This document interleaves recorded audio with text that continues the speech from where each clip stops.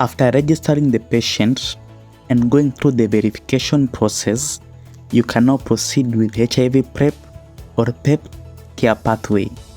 In section 0, you enter the patient's profile. Proceed to ask the patient marital status. When you select unmarried, you get one additional follow-up question. After that, you'll ask their relationship status, whether they attend school, and the number of years completed. Proceed to ask if they have ever or are currently taking PrEP. If so, how many years?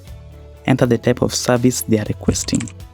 Section 1A is on HIV risk screening checklist. Proceed to ask the HIV status. If the status is positive, do not proceed with the PEP or PrEP. Finish the care pathway by tapping Next. If their status is negative or unknown, please continue. Ask the client if they would like to self-screen on HIV risks. If the answer is yes, hand over the gadget for them to start the process. If the answer is no, the facility is at liberty to continue screening them. After filling in all sections that apply, ask your patient to proceed and think about their sexual behavior in the next couple of months, and then predict their level of risk of getting HIV. Then select the population type.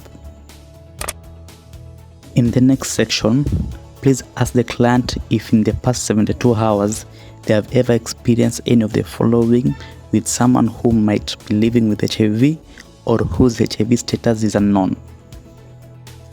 Have they had a condom break or a condomless sex? Have they shared needles, syringes, or other equipment to inject?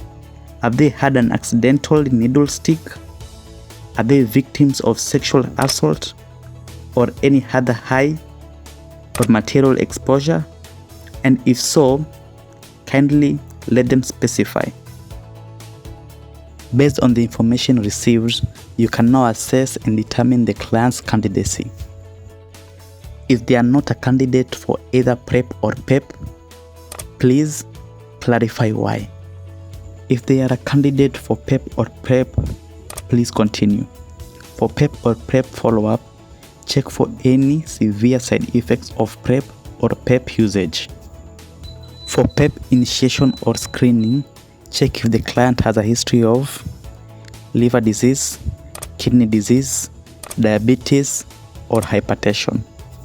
And for PEP or PrEP screening, check if the client is using any medication, and if any of the medication the client uses are diuretics.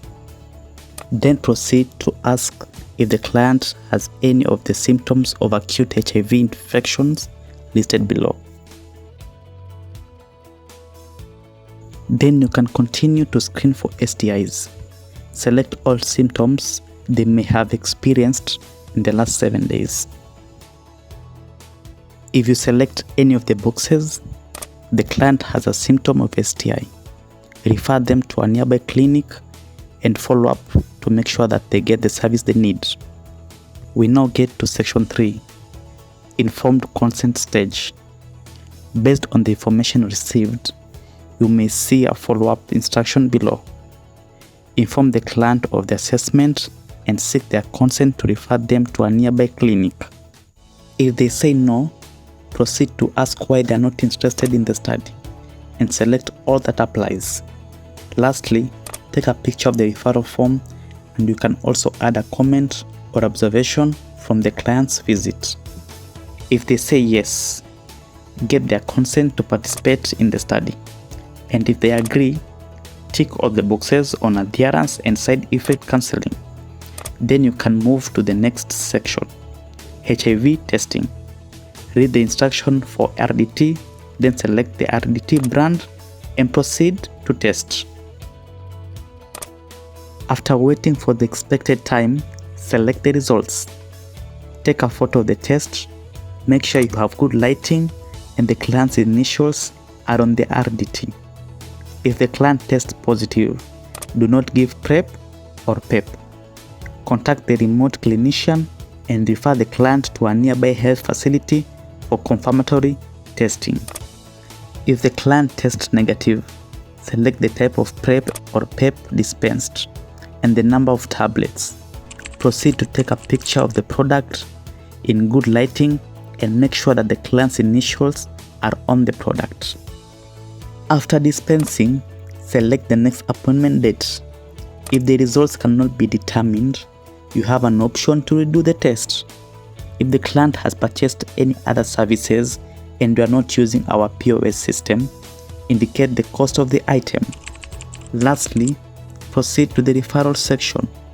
After referring the patient to a facility, fill the referral form and take a photo.